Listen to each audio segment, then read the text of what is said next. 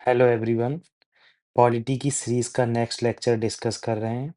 जैसा कि fourth chapter में हमने पहले डिस्कस किया था कि प्रियम्बल के क्या क्या पार्ट हैं, कैसे सोशो इकोनॉमिक जस्टिस होता है, हम कैसे इक्वालिटी को प्रमोट करते हैं, कैसे सॉवरेनिटी सोशलिस्ट पार्ट को हमने एक्सप्लेन किया था। उसी दिशा में हम नेक्स्ट नेक्स्ट लेक्चर डिस्कस कर रहे हैं, जिसमें हम रिपब्लिक देखेंगे, फ्रेटर्निटी देखेंगे और देखेंगे इक्वलिटी के किस तरह से ये वर्ड एक्सप्लेन किए गए हैं और इसकी हमारे कॉन्स्टिट्यूशन में क्या इम्पोर्टेंस है और हमारी रियल लाइफ में किस तरह से इसको यूज़ किया जाना चाहिए। देखो, हमारे यहाँ क्या डेमोक्रेटिक रिपब्लिक है।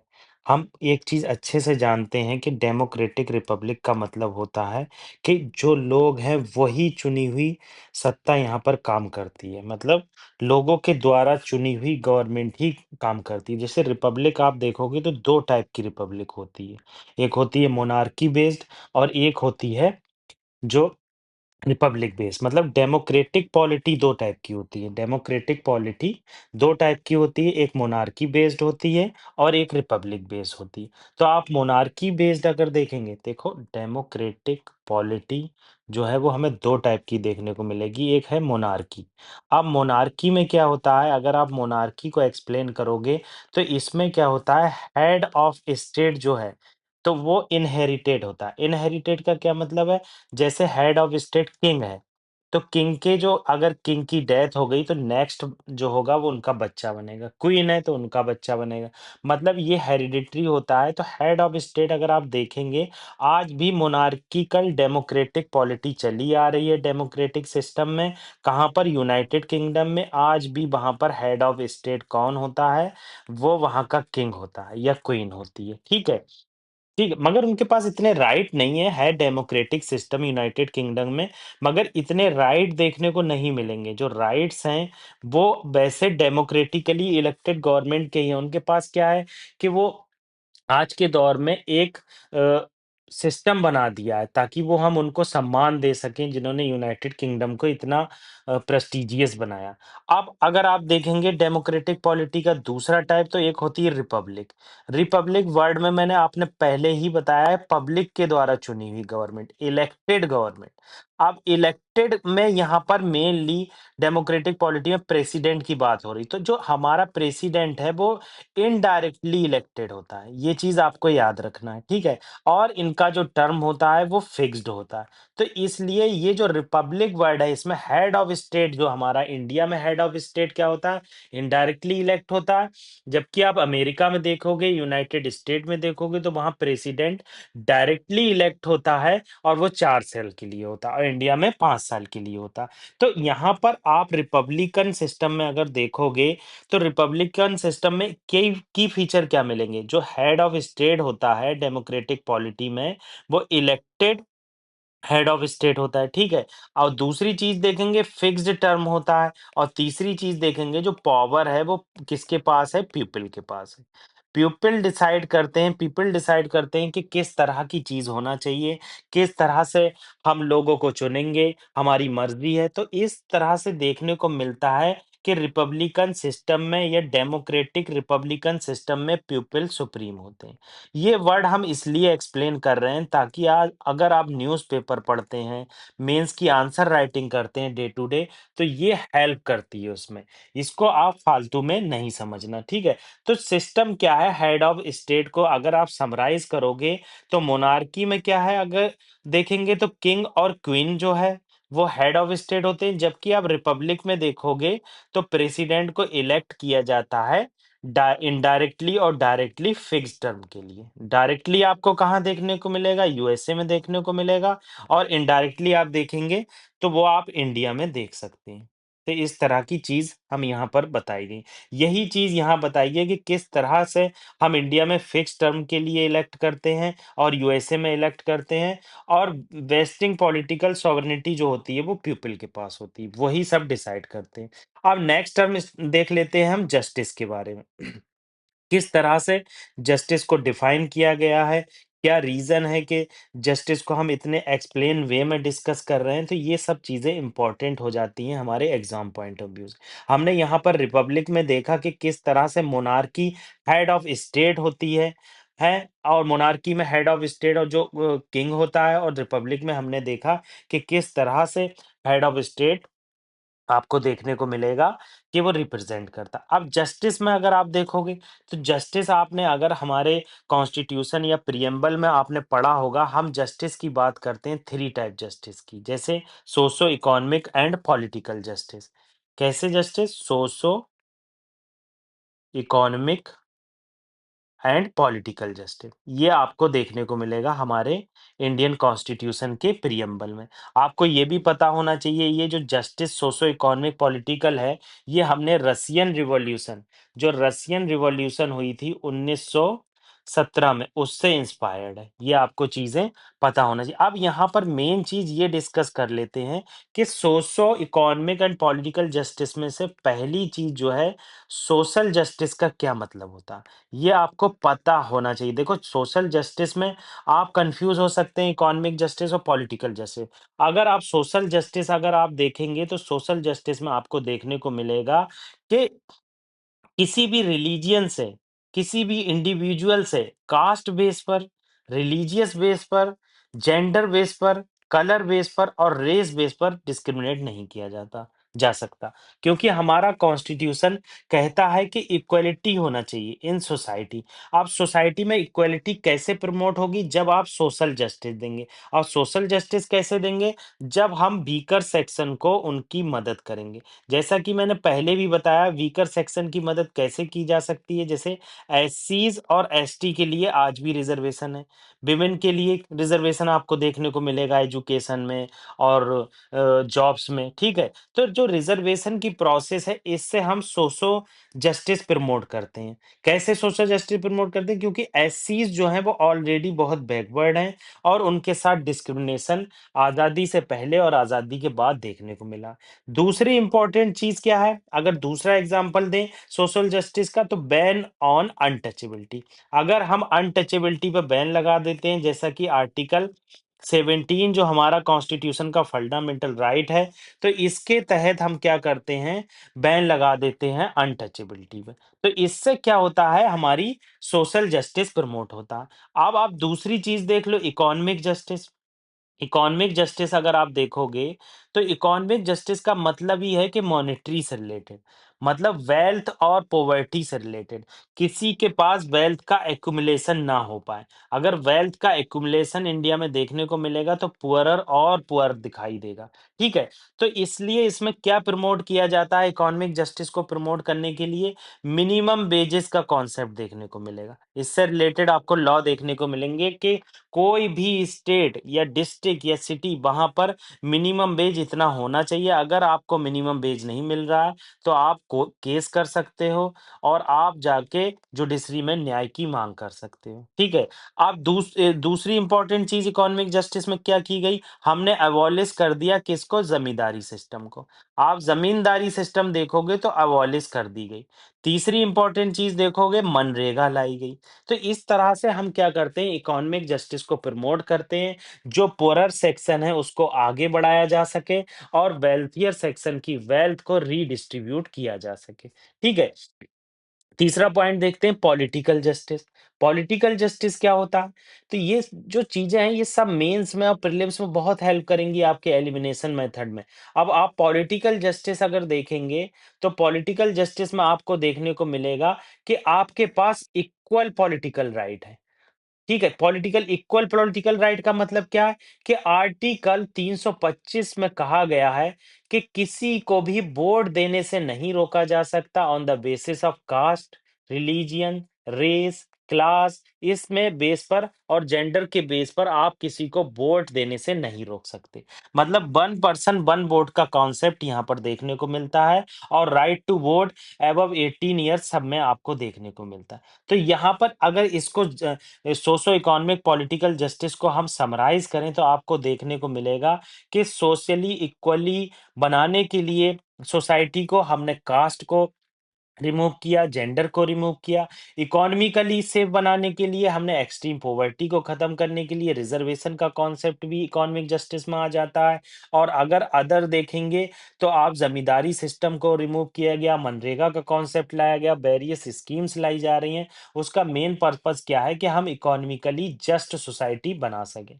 पॉलिटिकली एम्पावरमेंट देखेंगे तो आप politically empower right to vote से आप कर सकते हैं। तो यहाँ पर हमें ये चीज़ देखने को मिली कि कैसे हम सोशली इम्प्रूव कर सकते हैं अपनी सोसाइटी को, इकोनॉमिकली इम्प्रूव कर सकते हैं और देख सकते हैं पॉलिटिकली के आर्टिकल 325 में क्या दिया गया है, आर्टिकल 17 में क्या दिया गया है। तो इस तरह से ये चीज़ें इंपॉर्टेंट हो जाती हैं। ये रिवीजन देखो की होती है सक्सेस की। जितना ज़्यादा आप रिवीजन करेंगे उतनी ज़्यादा आपको सक्सेस मिलेगी। तो हमने जस्टिस यहाँ देख लिया।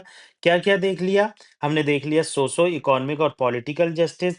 कास्ट बेस पर, कलर बेस पर आपका डिस्क्रिमिनेट नहीं किया जाएगा। इकोनॉमिकली आपको प्रमोट करने के लिए बहुत सारी फैसिलिटी प्रोवाइड की जाएंगी, डिस्ट्रीब्यूटिव जस्टिस मिलेगा। ठीक है, तो ये चीजें हमें पता होना चाहिए कहाँ से ली गई। ये रशियन रिवॉल्यूशन से ली गई। अब लिबर्टी के कॉन्सेप्ट को देख लेते हैं कि लिबर्टी का कॉन्सेप्ट कैसे हमारे इंडिया में लिमिटेड लिबर्टी का कॉन्सेप्ट आया और कॉन्स्टिट्यूशन में हमारे कहाँ से ये चीजें देखने को मिलती हैं। देखो, आप लिबर्टी देखोगे तो लिबर्टी का मतलब अगर आप तलाशोगे तो इसका मतलब होता है फ्रीडम। अब फ्रीडम का मतलब हो गया आपको थॉट, लिबर्टी का मतलब हो गया लिखना, राइटिंग करने की लिबर्टी। आपको बिजनेस मतलब प्रोफेशन की लिबर्टी। ठीक है, अपॉर्चुनिटी की लिबर्टी, आपको कास्ट बेस पर कोई रोक ना पाए किसी एग्जाम में आपको जाने की लिबर्टी। तो मतलब जो नेसेसरी है उसमें फ्रीडम दी गई। अननेसेसरी चीजें हैं जैसे कि आप कहीं पर हो हल्ला कर रहे हैं, स्ट्राइक के नाम पर आप रोड बंद कर दे रहे हैं। तो इस तरह की अननेसेसरी चीजों को आपको देखने को मिलेगा कि बैन लगाया गया। तो प्रिएम्बल में हमारे अगर देखोगे तो लिबर्टी का कॉन्सेप्ट है। आप लिबर्टी को अगर एक्सप्लोर करोगे तो थॉट की लिबर्टी है कि आप सोच सकते हो कुछ भी, आप पर कोई बैन नहीं लगा सकता। आप जो है क्रिएटिविटी ला सकते हो अपने काम में। एक्सप्रेशन, एक्सप्रेशन कैसे करोगे? आप एक्सप्रेस कर सकते हो, राइटिंग के थ्रू एक्सप्रेस कर सकते हो। आपको फ्रीडम ऑफ स्पीच है, आप अपना ओपिनियन सोशल मीडिया पे पोस्ट कर सकते हो। बिलीफ, बिलीफ की लिबर्टी है। बिलीफ की लिबर्टी क्या है? बिलीफ की अगर आप लिबर्टी देखोगे तो आपको देखने को मिलेगा कि किस तरह से आप अपनी फेथ को प्रमोट कर सकते हो, स्पिरिचुअलिटी को प्रमोट कर सकते हो, साइंस में फेथ दिखा सकते हो। आप नास्तिक हो तो आप कह सकते हो मैं किसी भगवान में बिलीव नहीं करता हूँ। ठीक है, वर्शिप, आप किसी की भी पूजा कर सकते हो। तो आप अगर देखोगे लिबर्टी के कॉन्सेप्ट को स्पेशली हमारे फंडामेंटल राइट में, तो आर्टिकल 25 से लेकर 28 तक आपको देखने को मिलेगा कि किस तरह से लिबर्टी का कॉन्सेप्ट इलेबोरेटली दिया गया है। ठीक है, लिबर्टी जो है हमारे इंडिया में अनकंट्रोल्ड मैनर में मना की गई। मतलब आपकी लिबर्टी कंट्रोल्ड मैनर में होना चाहिए। आप प्रोटेस्ट कर रहे हैं, आप फ्रीडम है एक्सप्रेशन शो करने का, प्रोटेस्ट करने का, आप एक्सप्रेस करिए, मगर आप रोड को ब्लॉक नहीं कर सकते, प्रॉपर्टी को डैमेज नहीं कर सकते। और कोई प्रैक्टिस कर रहा है रिलीजियन में तो उसे फोर्सफुली आपके द्वारा नहीं किया जा सकता। तो ये चीज़ यहाँ पर बताई गई है। तो आप देखोगे अगर लिबर्टी के कॉन्सेप्ट पर, तो absence of restrain of activity, मतलब आपकी एक्टिविटी जो इंडिविजुअल की है, उस पर रेस्ट्रेन नहीं लगाया जाएगा। आप देखोगे फेथ, आपकी फेथ पर, वर्शिप पर, थॉट पर आपको बैन नहीं लगाया जा सकता।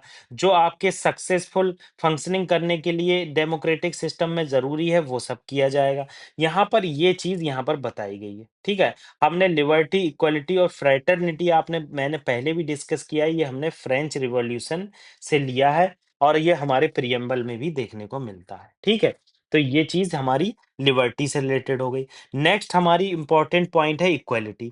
कैसे हम सम कुछ लोगों को स्पेशल प्रिविलेज ना देते हुए इक्वालिटी को प्रमोट करें, पुअरर सेक्शन को आगे लाएँ और उनको अपॉर्च्युनिटी दें, सिविक पॉलिटिकल इक्वालिटी देखने को मिले। तो इक्वालिटी ऐसे है, देखो अगर आप इसे ईज़िली समझना चाहते हो तो हम इसे ऐसे समझ सकते हैं, एक-एक चीज़ को तोड़ के समझ सकते हैं। मैं आपको हर चीज़ अलग-अलग समझा रहा हूँ ताकि अगर आप पढ़ते भी हैं पैराग्राफ तो आपको कोई दिक्कत नहीं होना चाहिए। ठीक है? जैसे कि इक्वालिटी की बात की गई तो आपको देखने को मिलेगा कि किसी को भी स्पेशल प्रिविलेज नहीं है। भाई आप प्रधानमंत्री के बेटे हो तब भी आपको आईएएस के इलेक्शन में बैठना है, ओ सॉरी आईएएस के एग्ज़ाम में बैठना है। ठीक है? आप चुनाव लड़ना चाहते हो तो सबको खड़ा होना पड़ेगा regardless your cast, religion, gender. मतलब आपका कास्ट और रिलीजन, जेंडर ये सब नहीं देखा जाएगा। मतलब लॉ से आप अबव नहीं है, जो लॉ है वो जो सोसाइटी है उसके अकॉर्डिंग ही आप चलेंगे, ठीक है? जैसे प्रिएम्बल में हमारे बताया गया है equality of status, equality of status and of opportunity. अब equality of status and of opportunity का क्या मतलब है कि आपके स्टेटस को इक्वल रखा जाए और आपको अपॉर्चुनिटी दी जाए। जैसे इक्वालिटी बिफोर लॉ, अगर आर्टिकल आप 14 देखें तो आर्टिकल 14 में देखने को मिलेगा इक्वालिटी ऑफ बिफोर लॉ है। इक्वालिटी ऑफ बिफोर लॉ मतलब इससे आपको देखने को मिलता है कि किसी भी मिनिस्टर को और पोअरर सेक्शन को सेम अपॉर्चुनिटी है, उनको सेम पनिशमेंट है अगर उन्होंने कोई चीज गलत की है। वैसे समाज में देखने को चीज़ें ये इक्वालिटी जो हम पढ़ रहे हैं देखने को कम ही मिलती है। आजकल प्रमोट करते हैं डेमोक्रेटिक सेटअप है, मगर कहीं न कहीं आप देखेंगे कि डिस्क्रिमिनेशन आपको देखने को ज़रूर मिलेगा। इससे इत्तेफ़ाक मैं नहीं रखता हूँ। क्या है क्योंकि आपको देखने को ये डिस्क्रिमिनेशन मिल ही जाएगा। अब आर्टिकल 15 देखेंगे, आर्टिकल 15 में क्या दिया गया है कि किसी के साथ डिस्क्रिमिनेशन नहीं किया जाएगा, religious, race, caste, sex, place of birth के आधार पर। ऐसे ही equality of opportunity in public employment article 16 देखेंगे। आर्टिकल 16 में क्या है कि विमेन को जो है रिज़र्वेशन दिया जाएगा, उनको ज़्यादा चांस दिए जाएँगे क्योंकि उनके पास पब्लिक एम्प्लॉयमेंट अपॉर्च्युनिटी दी गई है। अब अबॉलिशन ऑफ अनटचेबिलिटी जैसे ये भी इक्वालिटी का एक पार्ट है। और आर्टिकल 18 भी अगर आप देखेंगे तो टाइटल्स आप नहीं रख सकते, जैसे ब्रिटिश इंडिया सर का टाइटल देती थी, ये इंडिया में अब अलाउ नहीं है। ठीक है? तो इससे क्या पता चलता है कि किस तरह से हम सिविक इक्वालिटी को प्रमोट करेंगे। अगर आप सिविक इक्वालिटी के एग्जाम्पल देखना चाहते हैं, तो आर्टिकल 14 से लेकर 18 तक देख सकते हैं कि किस तरह से सिविक इक्वालिटी को प्रमोट किया गया है, किसी के साथ डिस्क्रिमिनेशन नहीं किया जाएगा, अपॉर्च्युनिटी में इक्वालिटी होगी और आपको लॉस के बिफोर भी इक्वालिटी देखने को मिलेगी। नेक्स्ट अगर हम देखेंगे पॉलिटिकल इक्वालिटी, तो पॉलिटिकल इक्वालिटी मैंने आपको पहले भी बता दी कि आर्टिकल 325 में किस तरह से आपको किसी कास्ट, रिलीजन बेस पे डिस्क्रिमिनेट नहीं किया जा सकता, आपको वोट देने का अधिकार है, जैसे ट्राइबल को है। आर्टिकल 325 देखेंगे, 325 में क्या दिया गया है कि यूनिवर्सल एडल्ट फ्रेंचाइज़ है। एडल्ट फ्रेंचाइज़ या सफ़्रेज एडल्ट सफ़्रेज कह सकते हैं इसको, तो 18 से अगर आप अबव हैं, तो आपको इक्वालिटी मिलेगी। आपको इकोनॉमिक इक्वालिटी आर्टिकल मतलब डीपीएसपी में बहुत ज़्यादा इकोनॉमिक इक्वालिटी देखने को मिलती है कि कैसे हम आर्टिकल 39 के अंदर के जो लिवलीहुड है वो सिक्योर करेंगे मैन और विमेन का, और वेल्थ को रीडिस्ट्रीब्यूट करेंगे और रिसोर्सेज को एक जगह कंजर्व नहीं होने देंगे। रीडिस्ट्रीब्यूट का क्या मतलब है? देखो यहाँ पर ट्रिकल डाउन थ्योरी होती है। गांधी जी का कहना था कि कुछ अमीर लोग जो हैं वो बहुत सारे पुअरर सेक्शन के लिए कुछ ना कुछ काम करते रहे। तो इससे क्या होगा कि जो हमारी वेल्थ है वो रीडिस्ट्रीब्यूट होती रहेगी। आपको पैसा एक ही पर्सन के पास जमा होते हुए नहीं दिखना चाहिए। तो अगर इसे हम समराइज़ करें तो सिविक इक्वालिटी आर्टिकल 14 से लेकर 18 से देखने को मिलती है और पॉलिटिकल इक्वालिटी 326, 325 और 326 में देखने को मिलती है। इकोनॉमिक इक्वालिटी आपको बहुत जगह देखने को मिलेगी, मगर स्पेसिफिकली आर्टिकल 39 के अंदर देखने को मिलती है, equal pay for equal work. आपको ऐसी चीज़ें यहाँ पर देखने को मिलेंगी। तो आप इक्वालिटी का कॉन्सेप्ट अगर देखोगे तो सिविक, पॉलिटिकल, इकोनॉमिक इक्वालिटी बताई गई है। सिविक इक्वालिटी कहाँ मिलती है ये मैंने आपको बता दिया, ठीक है? पॉलिटिकल इक्वालिटी कहाँ मिलती है ये बता दिया और आपको बताया कि कैसे इकोनॉमिक इक्वालिटी कहाँ मिलती है। अब फ्रैटर्निटी देख लेते हैं। फ्रैटर्निटी का मतलब ही है कि भाईचारा।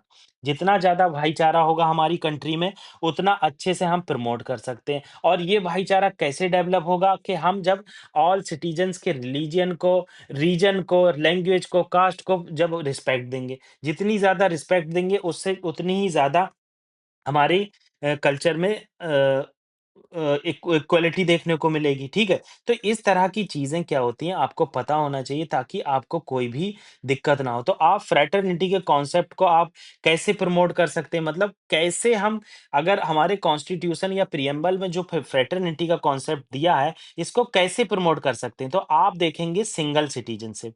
सिंगल सिटीज़नशिप के कॉन्सेप्ट को इसीलिए बनाया गया है कि महाराष्ट्र का आदमी तमिलनाडु जा सकता है, सिक्किम का आदमी गुजरात जा सकता है पढ़ने, आपको कोई भी बैन नहीं है। तो इससे क्या होती है, एवरी इंडियन सिटीज़न को इक्वालिटी महसूस होती है और प्रमोट होती है। दूसरी चीज़ देखेंगे फंडामेंटल ड्यूटीज़। अब आर्टिकल 51 ए में बताया गया है कि किस तरह की फंडामेंटल ड्यूटीज होना चाहिए, कैसे हम ब्रदरहुड हार्मनी प्रमोट करेंगे, कैसे फेस्टिवल को टुगेदर मनाएंगे, क्योंकि इसमें ही फंडामेंटल ड्यूटीज में बनाया बताया गया है कि हम ऑल सिटीजन हार्मनी और कॉमन ब्रदरहुड देखने को मिलेगी। तीसरी चीज देखेंगे कि हम डिग्निटी को प्रमोट करेंगे और इंडिविजुअलिटी की रिस्पेक्ट करेंगे। अब रिस्पेक्ट कैसी हो गई एवरी पर्सन की, कि उसको फंडामेंटल राइट दिए गए हैं। उसमें क्या है, फंडामेंटल स्पीच दी गई है, फ्रीडम ऑफ स्पीच दी गई है कि वो स्पीच कर सकता है, प्रोटेक्ट कर सकता है, प्रोटेस्ट भी कर सकता है, एक्सप्लॉइटेशन से उसे बचाया जा सकता है, तो इससे डिग्निटी प्रमोट होती है। अब आप चौथा पॉइंट देखेंगे, रिस्पेक्ट ऑफ विमेन। विमेन की रिस्पेक्ट कैसे की जा सकती है, ये सब देखने को मिलेगी। अपोजिंग कर सकते हैं दौड़ी सिस्टम को, दहेज प्रथा को, हरासमेंट को, जेंडर डिस्क्रिमिनेशन को। तो इस तरह से यहाँ पर हम इंटीग्रिटी को प्रमोट होते देखेंगे, जैसा कि art 42nd constitutional amendment act से इंटीग्रिटी वर्ड को ऐड किया गया है, ठीक है। अब इंटीग्रिटी वर्ड को ऐड तो किया गया 42nd कॉन्स्टिट्यूशनल अमेंडमेंट एक्ट से, मगर ये हमारे कॉन्स्टिट्यूशन में बहुत जगह देखने को मिलती है। जैसे डिग्निटी आप देखोगे आर्टिकल 21 में भी देखने को मिलती है। 21 में आप डिग्निटी वर्ड देख सकते हो। पर्सनल लिबर्टी आप फ्रीडम ऑफ स्पीच में देख सकते हो। पर्सन कैसे अपनी ग्रोथ करेगा, ये सब चीजें देखने को मिलती है। तो फ्रेटर्निटी वर्ड जो है ये बहुत ही इलेबोरेट वर्ड है। इसमें कैसे फ्रेटर्निटी, टेरिटोरियल फ्रेटर्निटी देखने को मिलेगी। आप देखोगे unity and integrity of the nation. इसका मतलब है कि आपके जो स्टेट है नॉर्मली सिसीड नहीं कर सकते। यूनियन ऑफ स्टेट आर्टिकल 1 में देखने को मिलेगा। तो इस तरह से हमारे कॉन्स्टिट्यूशन में फ्रेटर्निटी वर्ड को बताया गया है। और के एम मुंशी ने क्या कहा कि फ्रेटर्निटी क्या है, कि लिविंग टुगेदर नहीं है, केवल आप साथ में रह रहे हो ये नहीं है फ्रेटर्निटी। फ्रेटर्निटी का मतलब है कि एक दूसरे को रिस्पेक्ट दे रहे हो, उसकी पर्सनैलिटी की, उसकी रिलीजियन की, और प्रमोट कर रहे हो कि किस तरह से हार्मनी एक दूसरे के लिए आ सके। तो ये हमने सारे वर्ड आज डिस्कस किए। अप्रॉक्स चैप्टर 4 खत्म हो चुका है। अब बस 2-3 पॉइंट और बचे हैं, वो हम डिस्कस कर देंगे नेक्स्ट लेक्चर में। Thank you very much. जितनी ज़्यादा रिवीजन उतनी करीब सक्सेस।